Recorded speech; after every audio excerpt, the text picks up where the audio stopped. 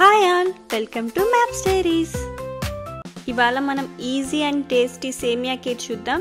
దానికి ఫస్ట్ ప్యాన్లో ఒక స్పూన్ నెయ్యి వేసుకోవాలి. తర్వాత నేను ఇక్కడైతే సన్న సేమియా తీసుకున్నాను 250 గ్రామ్స్. మీరు మామూలు వెర్మిసిలీ కూడా తీసుకోవచ్చు, బట్ సన్న సేమియా అయితే బాగుంటుంది మన కీర్కి. ఈ సేమియాని బాగా ఎర్రగా వచ్చేంత వరకు వేయించాలి. మనం తీసుకుంది ఇక్కడ సన్న సేమియా కాబట్టి త్వరగానే వేగిపోతుంది.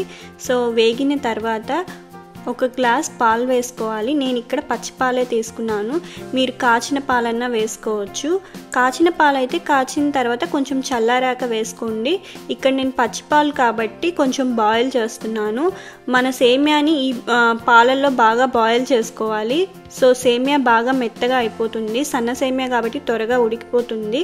తర్వాత 1 కప్ షుగర్ యాడ్ చేసుకోవాలి. నేను ఇక్కడ 250 గ్రామ్స్ సేమియా తీసుకున్నాను. సో 1 కప్ సరిపోతుంది. మీరు ఇంకా స్వీట్గా తినాలి అనుకుంటే ఇంకొంచెం యాడ్ చేసుకోవచ్చు, బట్ 250 గ్రామ్స్కి అయితే 1 కప్ బాగా సరిపోతుంది. ఇప్పుడు సేమియా కూడా బాగా ఉడికిపోయింది. మనం ఇప్పుడు జీడిపప్పు నెయ్యిలో వేయించుకున్నాము. దానికి ఫస్ట్ ప్యాన్లో ఒక స్పూన్ నెయ్యి తీసుకొని కొంచెం ఒక 50 గ్రామ్స్ జీడిపప్పు తీసుకోవాలి.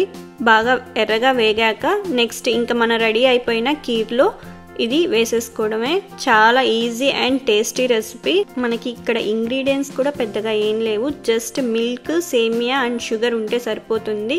సో మనకి ఎప్పుడు స్వీట్ తినాలనిపించినా జస్ట్ 10 మినిట్స్లో రెడీ చేసుకోవచ్చు. Thanks for watching. బాయ్.